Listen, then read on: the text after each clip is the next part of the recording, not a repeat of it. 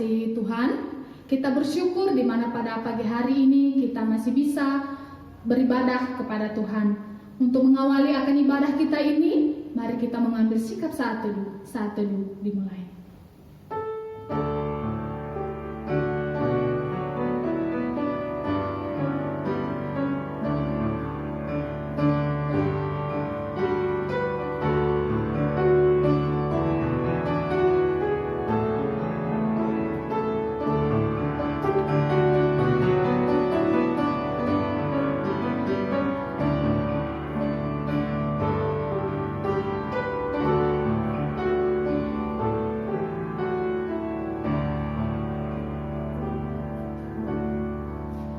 Daniel pasal 2 ayatnya yang ke-20 berbunyi demikian. Berkatalah Daniel, terpujilah nama Allah dari selama-lamanya sampai selama-lamanya, sebab daripada dialah hikmat dan kekuatan. Mari kita memuji dan memuliakan Allah dengan pujian Hymnos nomor 25, puji Tuhan yang Maha Kuasa, bait pertama dan baitnya yang kedua.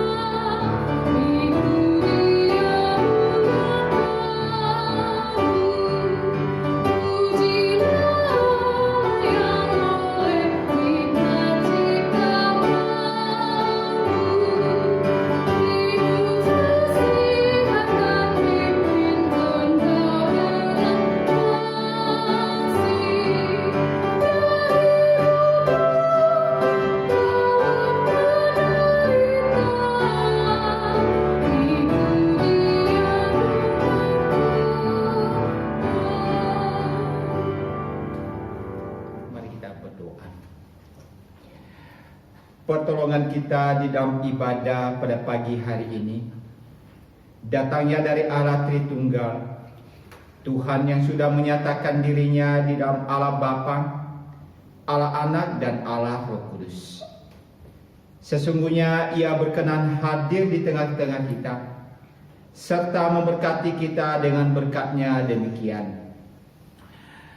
Damai sejahtera dari Allah Bapa, kasih karunia daripada Tuhan kita Yesus Kristus dicurahkan kepada kita di sepanjang ibadah pada pagi hari ini.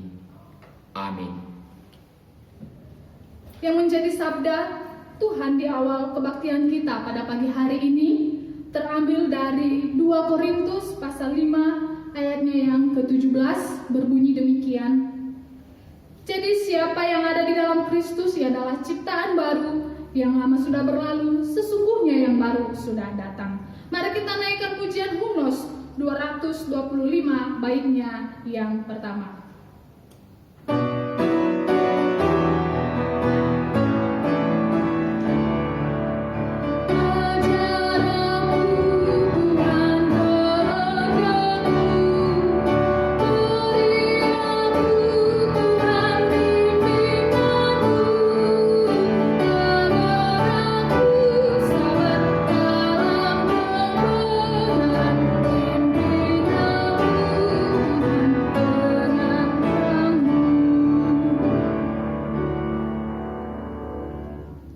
Jemaat yang dikasihi Tuhan, kita bersyukur karena Allah memberikan kita keselamatan secara cuma-cuma.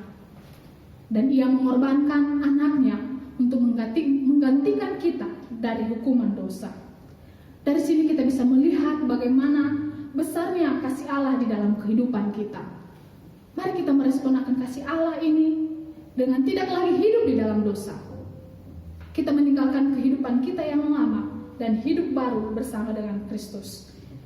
Firman Tuhan berkata dalam 1 Yohanes pasal 3 ayatnya yang ke-6 berbunyi demikian. Karena itu setiap orang yang tetap berada di dalam Dia tidak berbuat dosa lagi. Setiap orang yang tetap berbuat dosa tidak melihat dan tidak mengenal Dia. Jemaat yang dikasihi Tuhan, Jika kita sudah melakukan dosa, maka marilah kita datang berbalik kepada Allah dan meminta pengampunan kepadanya. Saya memberikan waktu kepada jemaat untuk mengaku dosa di hadapan Tuhan. Kita berdoa.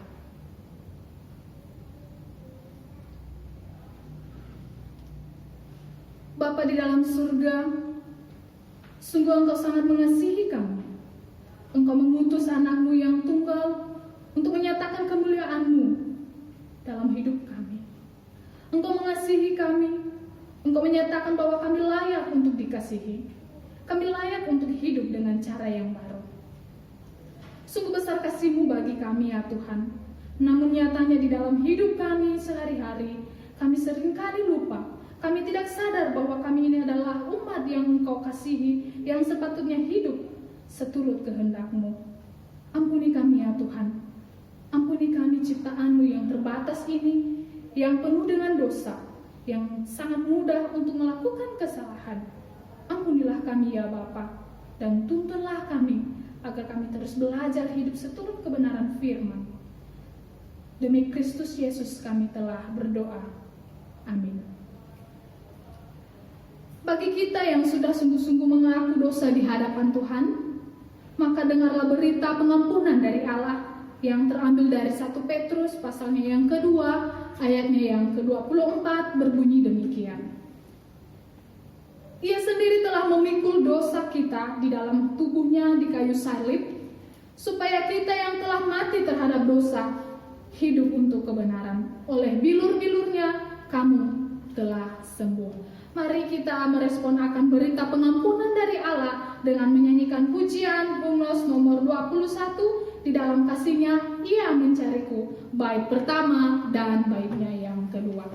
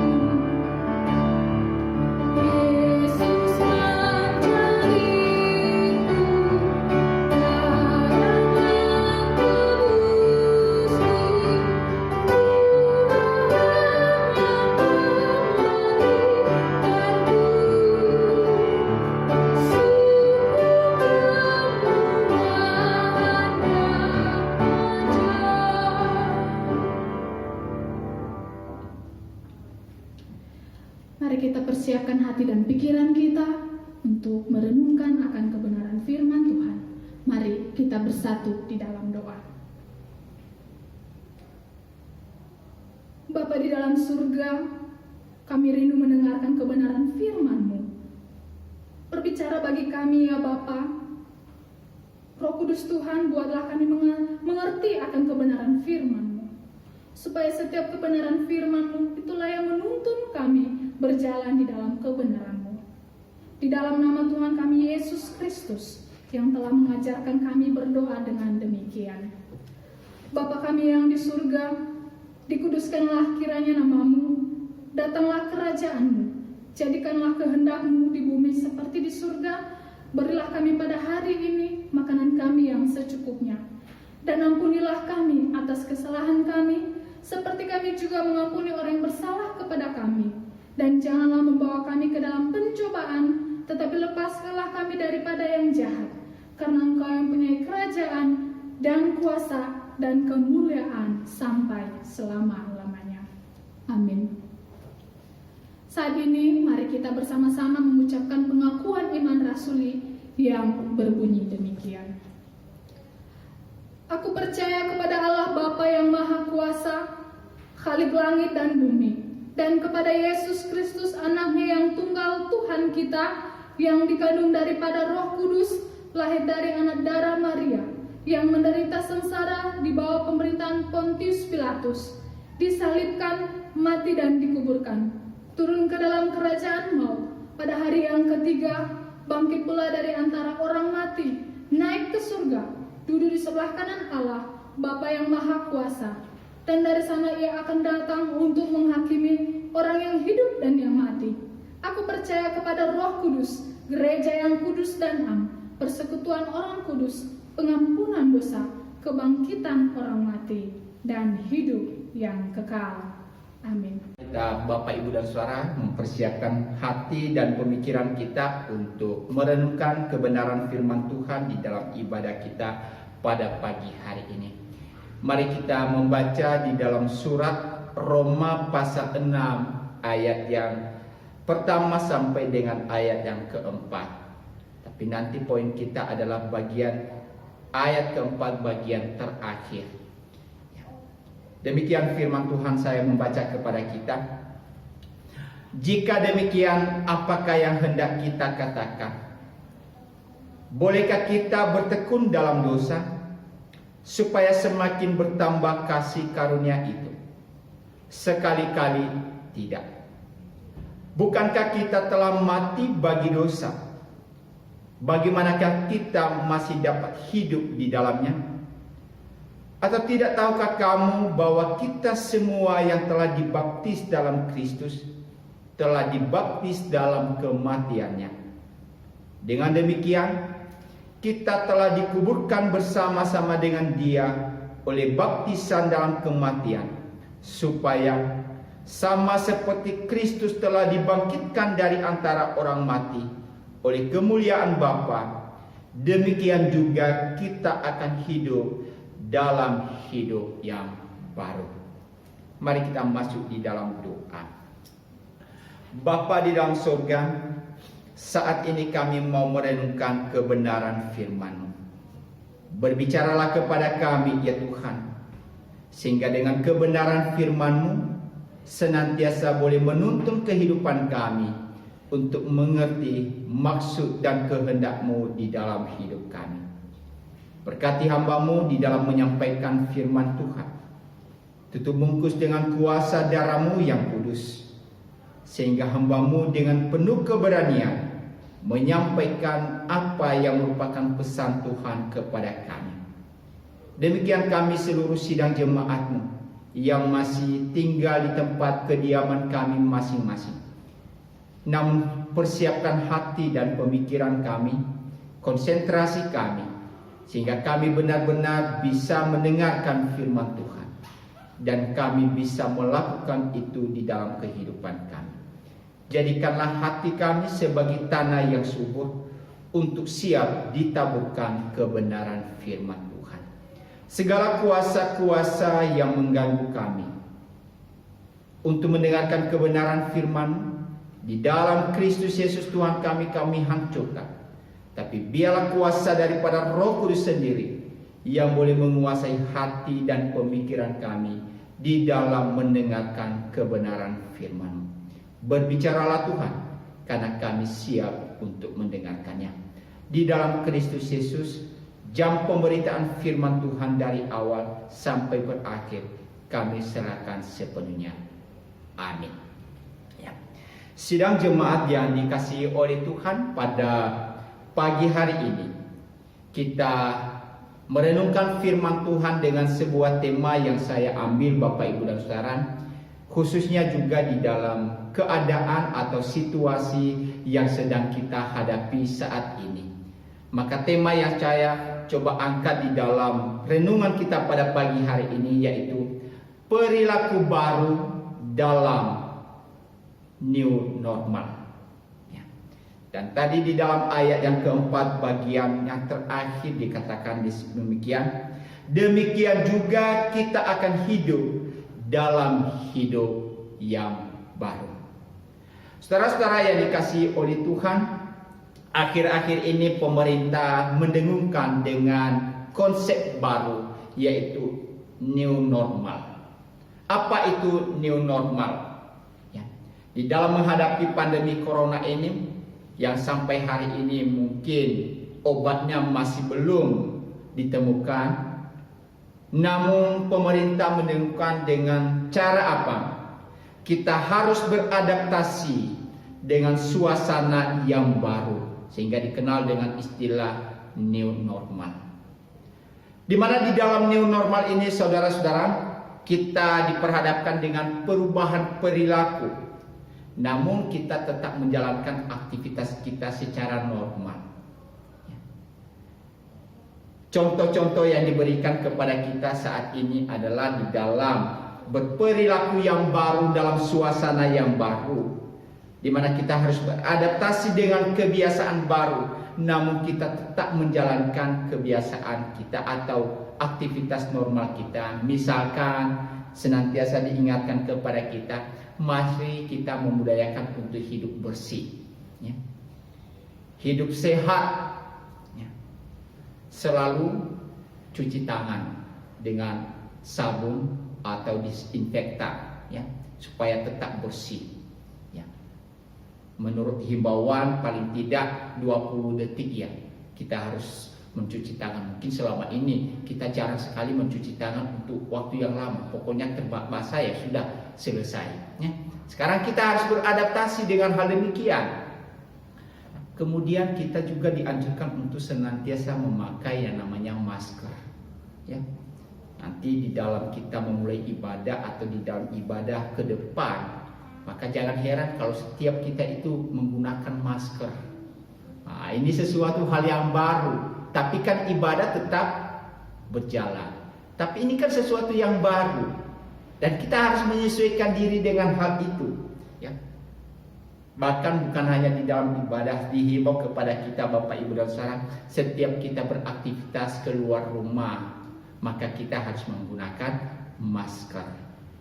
Jadi mari kita sebagai umat Tuhan juga mengikuti himbauan pemerintah ini. Tetap menggunakan masker. Ibadah pakai masker. Wah, nanti ada banyak yang protes, gimana kalau mau nyanyi pakai masker? Wah, ini sesuatu hal yang sulit juga. Tapi mau tidak mau itu yang harus kita menyesuaikan diri. Kemudian kebiasaan-kebiasaan yang kita umumnya sebelumnya kita lakukan, misalkan dalam persekutuan ibadah kita kan habis selesai ibadah biasanya kita berkerumun, berjabat tangan. Waktu sekarang ini kita dianjurkan untuk tidak berjabat tangan. Wah, ini sesuatu hal yang mungkin bagi norma kita itu adalah sesuatu yang asing. Yang biasanya kita cipika-cipiki, sekarang nggak boleh lagi cipika-cipiki. Jabat tangan, berpelukan dan lain sebagainya. Bahkan sekarang ini dianjurkan kalau dulu ketemu begitu dekat jaraknya. Nah, sekarang diantisipasi atau disarankan tidak boleh dekat-dekat. Paling tidak kan jarak satu dengan yang lain 1 meter. Wah. Jadi ini sebuah kebiasaan baru. Tapi kita harus beradaptasi untuk ke depan, memasuki dan berperilaku untuk hal yang baru itu. Jadi Bapak Ibu dan Saudara, inilah dampak yang kita bisa lihat dari akibat pandemi ini. Namun tentu ini memang kalau di awal itu adalah sesuatu hal yang sulit, tapi ke depan akan menjadi sesuatu hal yang terbiasa, maka itu bukan hal yang sulit lagi nanti bagi kita. perubahan itu harus terjadi oleh karena situasi atau keadaan yang terjadi. Karena situasi atau keadaan yang terjadi, maka menuntut ada perubahan yang harus dilakukan. Saudara-saudara yang dikasihi Tuhan, kalau kita coba hubungkan di dalam kebenaran firman Tuhan juga mengingatkan kita tentang perubahan itu harus terjadi di dalam hidup kita. Di dalam ayat firman Tuhan yang kita bisa baca pada pagi hari ini, ya, di mana mengingatkan kita tentang anugerah yang telah kita terima daripada Tuhan, kasih karunia yang telah Allah berikan kepada kita melalui Yesus Kristus, di mana melalui kasih karunia anugerah keselamatan itu kita boleh mendapatkan keselamatan secara cuma-cuma. Bahkan anugerah pengampunan dosa kita dapatkan. Maka saudara-saudara yang dikasihi Tuhan, di dalam bagian ini Rasul Paulus mengingatkan tentang sebuah adaptasi yang baru, ya. Perilaku yang baru, sikap yang baru, tindakan yang baru, paradigma yang baru harus ada. Di mana dikatakan tadi, jika demikian, ayat 1, apakah yang hendak kita katakan? Bolehkah kita bertekun dalam dosa supaya semakin bertambah kasih karunia itu? Kemudian dijawab di ayat 2, sekali-kali tidak. Ya. Jadi saudara-saudara yang dikasihi Tuhan, yang pertama-tama yang kita bisa melihat di dalam bagian ayat firman Tuhan ini, di mana kita dituntut ada sebuah perilaku yang baru dalam tatanan hidup yang baru, di mana ada satu paradigma, cara berpikir yang harus berubah yang kita lakukan. Akibat daripada kasih karunia yang kita telah dapatkan di dalam iman kepada Yesus Kristus, di mana kita bisa diselamatkan, maka dikatakan oleh Rasul Paulus dalam bagian ini, ketika pada waktu itu banyak orang kemudian salah memahami tentang anugerah itu. Karena apa?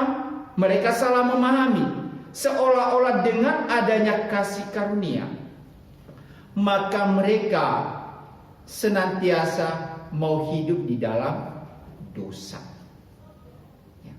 Sekali lagi di dalam ayat 1 itu sebenarnya dia sedang menjawab tentang pertanyaan-pertanyaan yang dimunculkan oleh orang-orang pada zaman itu.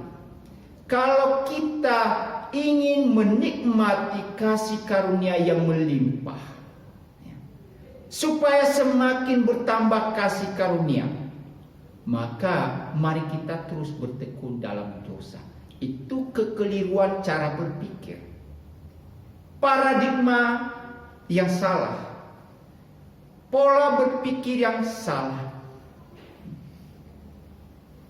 Maka itulah dijawab oleh Rasul Paulus kepada mereka, Bapak, Ibu, dan Saudara, bahwa ketika kita telah ada di dalam Kristus, maka paradigma, cara berpikir itu harus dirubah. Artinya apa? Bahwa kita tidak lagi bisa hidup sama seperti sebelum kita mengenal Kristus. Sekali lagi, yang pertama-tama dikatakan di sini adalah sebuah paradigma atau cara berpikir kita harus diubah. di mana kita tidak bisa hidup sama seperti sebelum kita mengenal Kristus. Harus ada perubahan. Kebiasaan itu harus berubah. Kalau sebelum kenal Kristus, mungkin banyak orang pada zaman itu, bahkan sampai hari ini, hidup di dalam dosa, melakukan dosa, dan senantiasa tidak bisa lepas daripada dosa.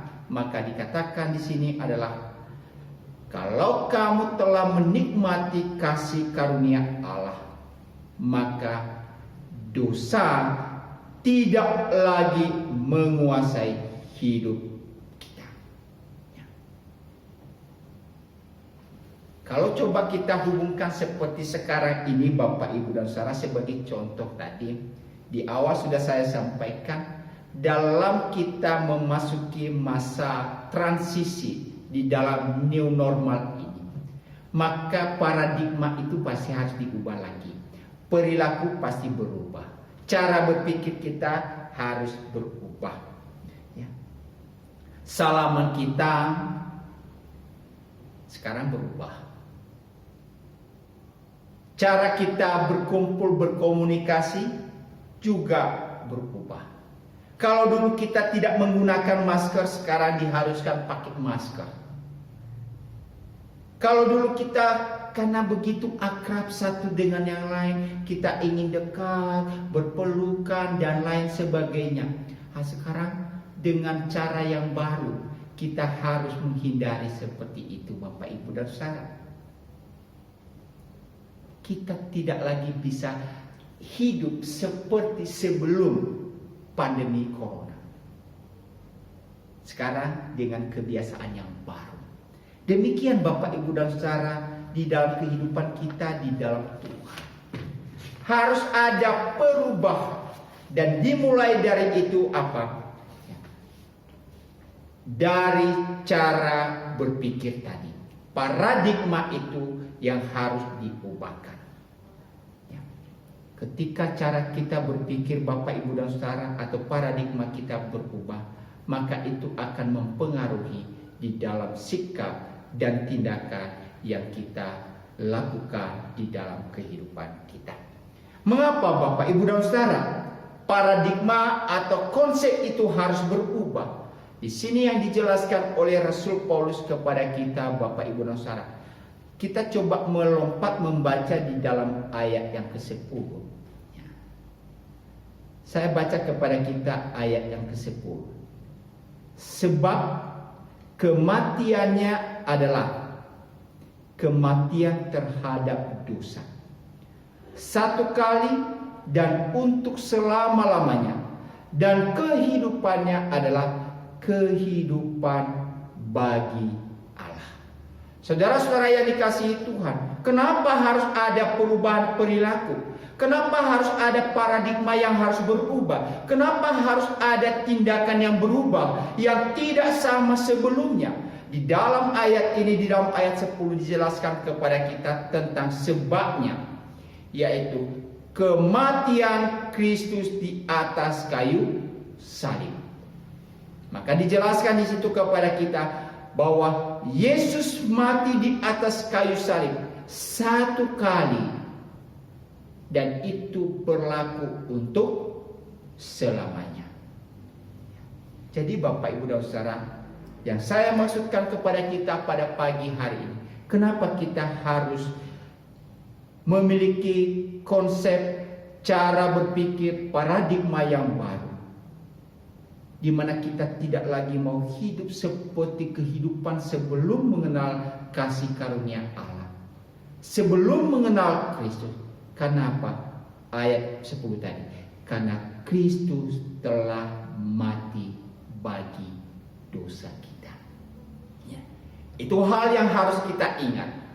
Ya. Kristus telah menggantikan kita di atas kayu salib, mati bagi dosa kita. Kalau saudara ada yang berkorban bagi kita, tapi kita mau sia-siakan pengorbanan orang yang melakukan itu, Bapak, Ibu, dan Saudara, maka itu adalah sesuatu hal yang sangat miris sekali. Ya. Seolah-olah kita tidak menghargai hasil pengorbanan daripada orang tersebut. Makanya diingatkan kepada kita, karena Kristus telah mati bagi dosa kita. Ia telah mengalahkan kuasa maut. Ia telah menyalibkan segala kuasa-kuasa dosa itu. Ia telah mengalahkan kuasa dosa itu. Maka ia berkata, kamu tidak boleh hidup seperti kehidupan yang sebelumnya. Harus ada perubahan. Harus ada perbedaan. Perilaku harus berbeda, sikap harus berbeda, tindakan harus berbeda. Dan saya katakan tadi, dimulai dari apa? Cara berpikir kita yang harus berbeda. Ya. Paradigma kita yang harus berbeda.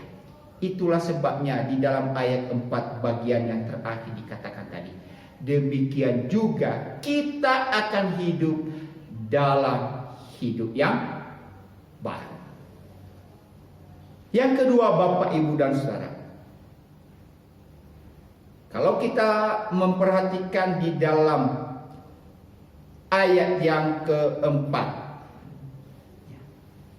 di mana dikatakan di dalam ayat ini, sekali lagi saya baca kepada kita, dengan demikian kita telah dikuburkan bersama-sama dengan Dia oleh baptisan dalam kematian, supaya, ini ada satu tujuan, ada satu arah yang harus kita lakukan di dalam menuju kehidupan yang baru. Perubahan yang baru itu apa? Dikatakan di dalam bagian ini, supaya sama seperti Kristus telah dibangkitkan dari antara orang mati oleh kemuliaan Bapa. Saudara-saudara yang dikasihi Tuhan, disinilah yang ditekankan kepada kita di dalam satu perubahan paradigma kehidupan kita yang baru, dalam cara hidup yang baru itu. Apa tujuannya? Apa arahnya? Untuk apa semuanya itu terjadi? Bahwa hidup kita adalah untuk kemuliaan daripada Tuhan. Ini senantiasa diingatkan kepada kita tentang tujuan hidup kita. Mengapa kita hidup di tengah-tengah dunia ini? Mengapa kita harus ada di tengah-tengah keluarga? Mengapa kita harus ada di tengah-tengah dunia yang begitu banyak rintangan, tantangan yang kita hadapi? Bahkan, mengapa Tuhan bisa mengizinkan itu terjadi, yaitu Corona ini? Disinilah kita harus bisa melihat, Bapak, Ibu, dan Saudara, bahwa untuk menolong kita mengerti bahwa apapun dalam kehidupan kita senantiasa memiliki makna, yaitu hidup untuk kemuliaan bagi Tuhan. Tapi bagaimana kita bisa merasakan kehidupan yang memuliakan Tuhan itu? Maka di dalam bagian ini dijelaskan kepada kita, Bapak, Ibu, dan Saudara, tentang bagaimana kita menikmati hubungan persekutuan dengan Kristus. Bukan hanya untuk sementara, tetapi untuk seterusnya. Kita menikmati kebersamaan dengan Kristus di dalam kehidupan kita hari lepas hari. Makanya di dalam ayat keempat bagian A tadi dikatakan, dengan demikian kita dikuburkan apa? Bersama-sama dengan Dia oleh baptisan dalam kematiannya.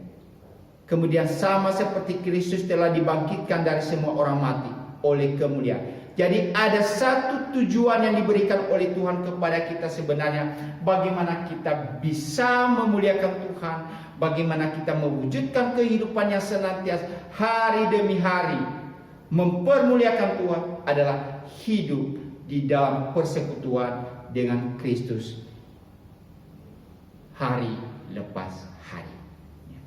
Kita tidak bisa hidup tanpa Kristus. Di dalam ayat ke-11 saya katakan, atau firman Tuhan berkata, demikianlah hendaknya kamu memandangnya, bahwa kamu telah mati bagi dosa, tetapi kamu hidup bagi Allah dalam Kristus Yesus. Ya. Tujuan hidup bagi Allah. Arah hidup kita untuk Tuhan. Bukan lagi untuk diri kita sendiri. Itulah paradigma yang harus dirubah. Itulah cara hidup yang harus dirubah. Bukan lagi hidup untuk diri kita sendiri, tapi hidup kita adalah bagi Tuhan. Apapun yang kita lakukan untuk Tuhan. Apa yang kita pikirkan untuk Tuhan. Apa yang kita kerjakan untuk Tuhan.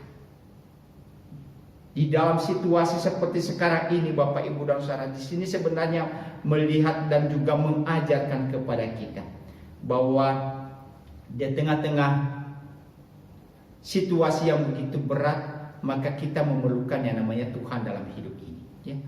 Jadi menyadarkan kepada kita sebenarnya siapakah kita manusia ini. Ini menunjukkan kepada kita bahwa manusia kita ini adalah manusia yang penuh dengan keterbatasan. Menghadapi virus corona yang kita tidak tahu ya seperti apa, sebesar apapun, bahkan dikatakan itu sangat tidak kelihatan, tapi kan membuat kita semua sampai hari ini diliputi dengan ketakutan yang sangat luar biasa. Saudara-saudara, ini mengingatkan kepada kita bahwa hidup kita adalah untuk Tuhan. Kita hidup bagi Tuhan. Maka bagaimana hal itu terjadi, saya katakan tadi, ini bisa terjadi di dalam hubungan persekutuan kita dengan Kristus.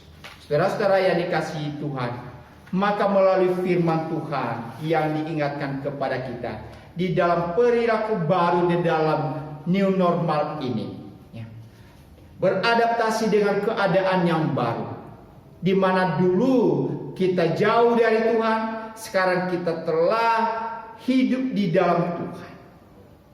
Kita telah diselamatkan oleh Tuhan. Maka apa yang kita lakukan di dalam kehidupan kita, tadi saya sampaikan Bapak, Ibu, dan Saudara, mari kita sekarang mengubah paradigma kita. Bahwa ketika kita sudah ada di dalam Kristus, maka kita tidak bisa lagi hidup seperti kehidupan yang lama. Kita harus berubah. Mengubah cara berpikir kita, mengubah cara kita melihat sesuatu, mengubah cara bertindak kita. Kalau dulu kita hidup di dalam dosa, sekarang kita hidup untuk Tuhan. Maka yang kedua tadi saya katakan, kita hidup dengan satu tujuan, untuk memuliakan Tuhan. Kehidupan kita adalah kehidupan untuk memuliakan Tuhan. Maka kalau setiap saat, setiap detik, setiap waktu dalam kehidupan kita berpikir bahwa saya hidup untuk Tuhan, maka sebenarnya kita bisa menjauhkan diri dari hal-hal yang berdosa dalam hidup ini. Karena kita tahu tujuan hidup kita adalah untuk Tuhan. Maka yang ketiga saya sampaikan tadi, Bapak, Ibu, dan Saudara, untuk bisa mewujudkan itu, maka kita harus hidup di dalam persekutuan dengan Kristus. Kenapa? Firman Tuhan berkata kepada kita, kalau kita di luar daripada Kristus, maka kita tidak bisa melakukan apa-apa. Kamu tidak bisa melakukan sesuatu kalau engkau ada di luar daripada Kristus, apalagi untuk memuliakan Tuhan. Maka melalui ayat firman Tuhan ini, di dalam kita menjalankan kehidupan yang baru, dalam tatanan hidup yang baru, sekalipun nanti ada perubahan-perubahan yang terjadi dalam kehidupan kita, Bapak, Ibu, dan Saudara, dalam cara kita berkomunikasi, dalam kita bersekutu bersama-sama dengan saudara-saudara seiman kita, di dalam persekutuan ibadah kita, di dalam tatanan hidup yang baru nanti. Namun bukan berarti menjauhkan kita di dalam persekutuan, tidak. Tapi mari kita melakukan segala sesuatu demi kemuliaan bagi nama Tuhan, dan juga untuk menikmati persekutuan bersama-sama dengan Kristus. Oleh karena itu, jalanilah kehidupan ini dengan senantiasa hidup dekat dan senantiasa dekat dengan Kristus. Amin untuk renungan firman Tuhan. Mari kita masuk di dalam saat teduh.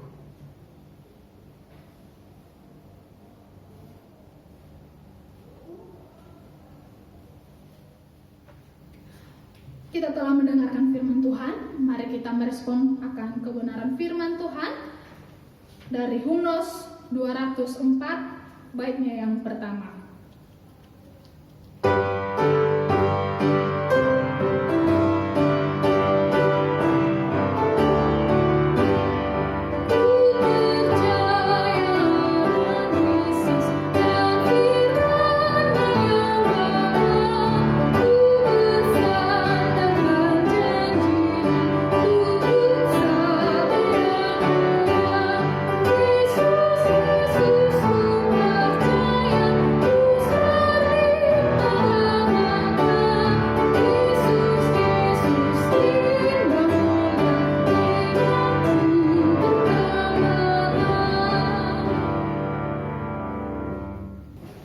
Selamat pagi Bapak Ibu dan Jemaat yang dikasihi Tuhan, Shalom. Wartalisan Minggu 14 Juni 2020, satu kebaktian Minggu 21 Juni 2020 tetap dilaksanakan secara online. Info akan diberikan melalui WA Grup Gema. 2. Bible Study hari Selasa 16 Juni pukul 17 dan persekutuan doa Kamis 18 Juni 2020 pukul 17.30 tetap dilaksanakan secara online. Pokok-pokok doa akan dibagikan melalui WA Grup Gema. 3. Jemaat dihimbau untuk tetap menjaga kesehatan, menghindari kerumunan, dan selalu memakai masker jika terpaksa keluar rumah. Tetap berdoa agar dalam menghadapi masa sulit ini, iman kita tetap kuat. Yang terakhir, bagi jemaat yang ingin menyampaikan persembahan atau perpuluhan, saudara dapat transfer melalui rekening gereja dengan nomor rekening BCA 0111969654 atas nama Ibu Juniarti atau Ibu Werti. Bapak Ibu Saudara yang tidak sempat mentransfer bisa disimpan dulu dalam amplop dan dimasukkan ke kantong persembahan gereja pada saat ibadah gereja sudah normal kembali. Sekian wartalisan, terima kasih atas perhatiannya. Tuhan Yesus memberkati. Ya. Shalom, selamat pagi jemaat yang dikasihi Tuhan yang masih ibadah di tempat kita masing-masing.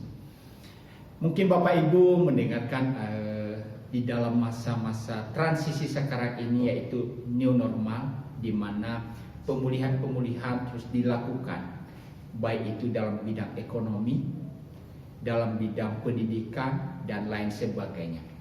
Tentu bertanya-tanya juga kapan ibadah kita di gereja bisa dimulai.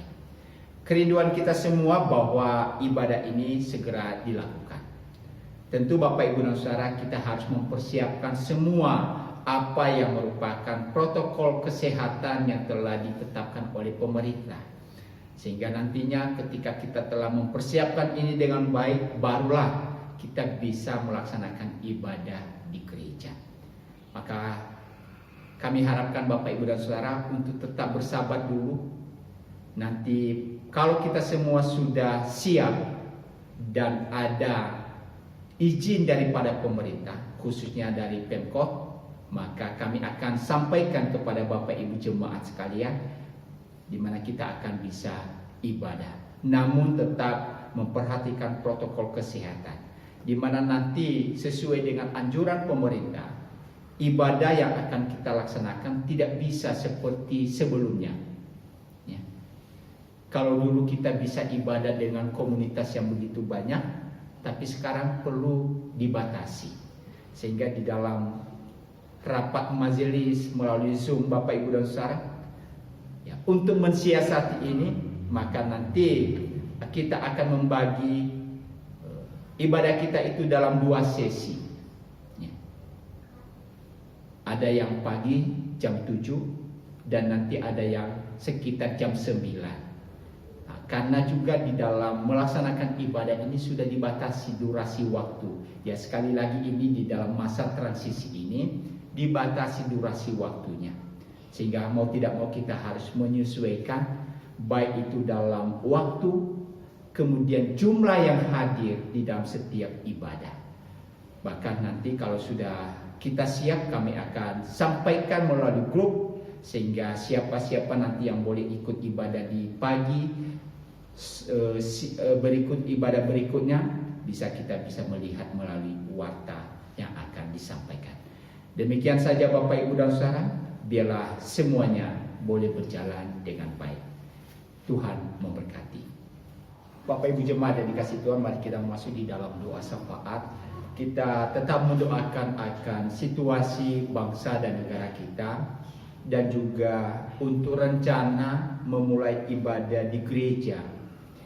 Maka mari kita tetap serahkan semuanya itu di dalam tangan pimpinan Tuhan, sehingga pada waktunya kita boleh beribadah bersama-sama. Mari kita berdoa.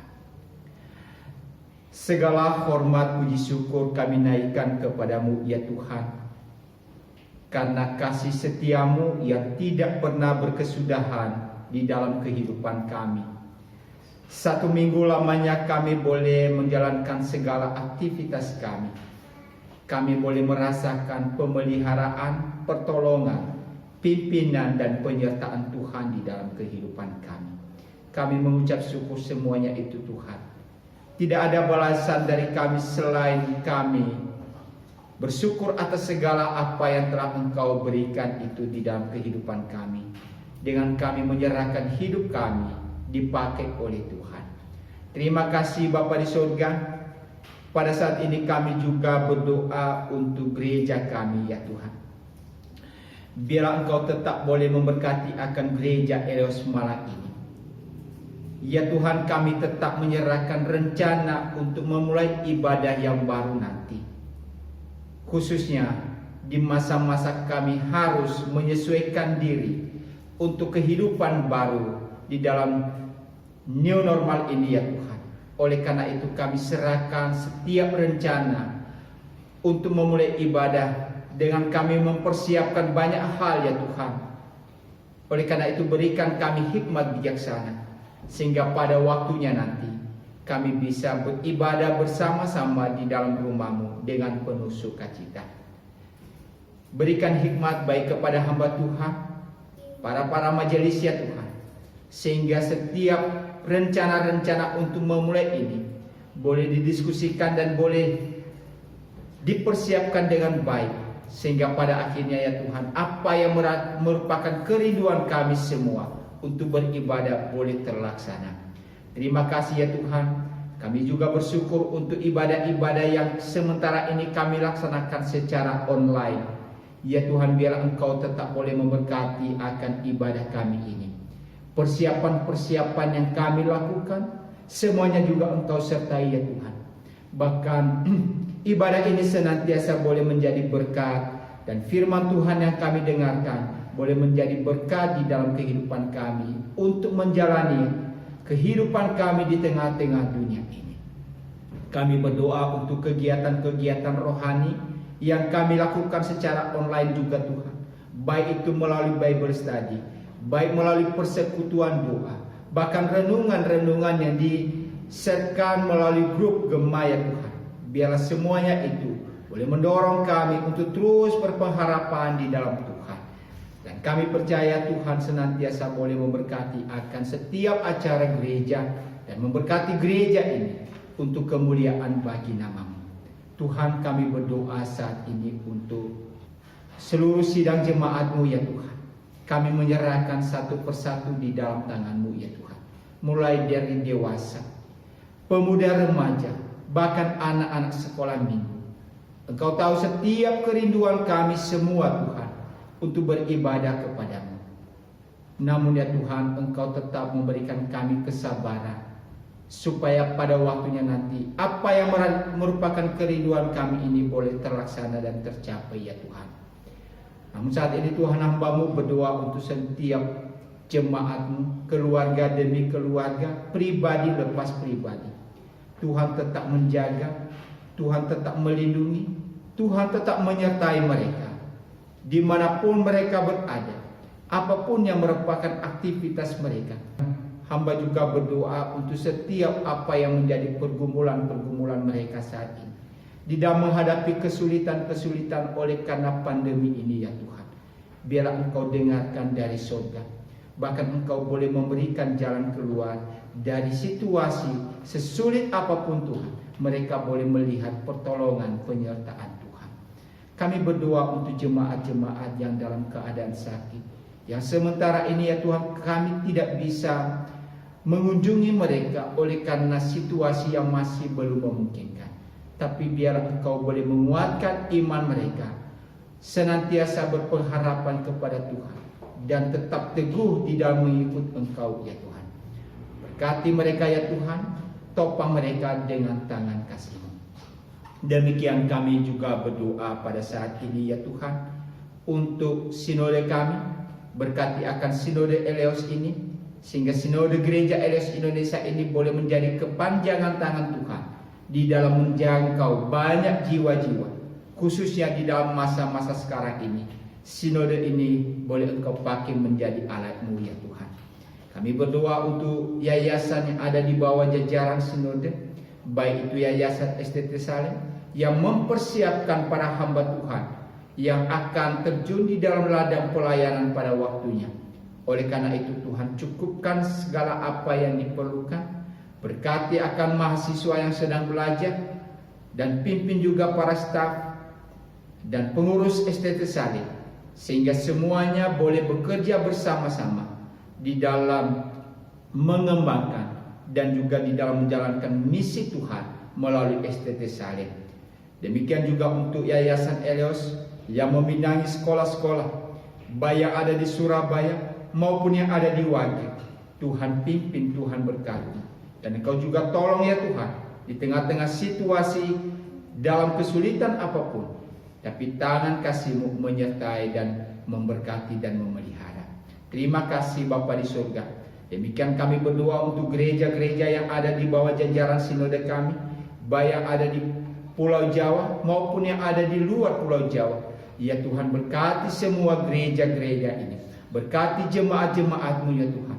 Tetap teguhkan iman mereka di dalam menghadapi kesulitan-kesulitan yang terjadi oleh karena keadaan yang tidak menentu ini. Tapi kami percaya Engkau tetap boleh memelihara iman percaya mereka. Demikian juga untuk hamba-hamba-Mu yang melayani, berkati mereka, topang mereka, sehingga mereka boleh dipakai oleh Tuhan untuk terus menguatkan jemaat-Mu di masa-masa yang penuh dengan tantangan ini. Terima kasih Bapa di surga. Kami juga berdoa saat ini untuk bangsa dan negara kami ya Tuhan. Di tengah-tengah situasi yang sedang terjadi, pemimpin bangsa kami dengan berbagai macam cara mereka berusaha untuk mengatasi persoalan ini.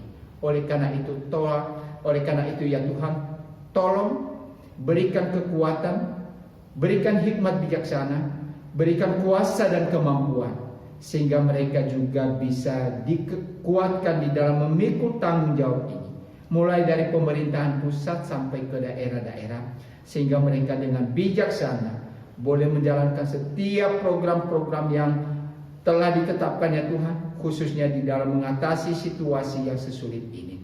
Terima kasih Bapa di surga untuk adaptasi yang baru di dalam kehidupan new normal ini. Tuhan tolong sehingga setiap keputusan-keputusan yang telah diambil boleh diterapkan ya Tuhan, sehingga semuanya boleh berjalan seturut dengan kehendak-Mu. Kami berdoa untuk masyarakat ya Tuhan, berikan kami kepatuhan kepada pemimpin bangsa kami, sehingga di dalam setiap aturan yang telah ditetapkan kami bisa menunjukkan juga ketaatan, sehingga bisa mengatasi dan juga menyelesaikan persoalan-persoalan yang terjadi. Terima kasih Bapa di surga. Demikian kami juga berdoa untuk kehidupan kami di dalam memasuki minggu yang baru. Banyak hal yang tidak kami mengerti, tetapi kami yakin dan percaya penyertaan pimpinan menyertai kehidupan kami di dalam memasuki minggu yang baru ini. Terpujilah Engkau ya Tuhan. Inilah doa kami yang kami boleh panjatkan di dalam satu nama, Tuhan kami Yesus Kristus. Amin. Mari kita naikkan pujian Hymnos 233, Tuhan yang pegang, baitnya yang pertama. Yesus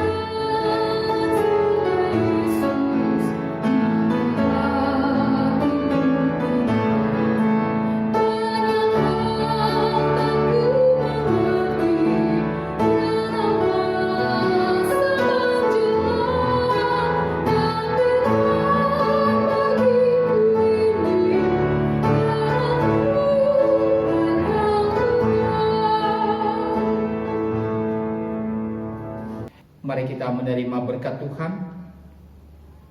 Arahkanlah hati dan pikiran saudara kepada Tuhan dan terimalah berkat-Nya. Tuhan memberkati engkau dan melindungi engkau. Tuhan menyinari engkau dengan wajah-Nya dan memberikan engkau kasih karunia. Tuhan menghadapkan wajah-Nya kepadamu dan memberikan engkau damai sejahtera dari sekarang sampai selama-lamanya. Amin. Jemaat yang dikasihi Tuhan, kita akan mengakhiri ibadah kita. Dan marilah kita mengambil komitmen di dalam menghadapi kerasnya hidup ini, kita tetap berlindung dan bernaung hanya kepada Kristus. Humnos 208, berlindung padanya.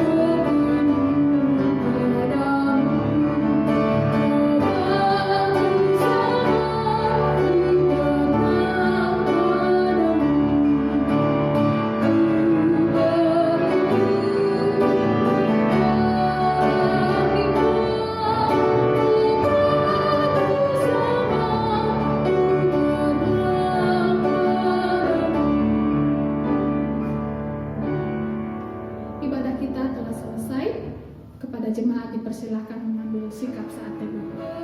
Tuhan Yesus memberkati.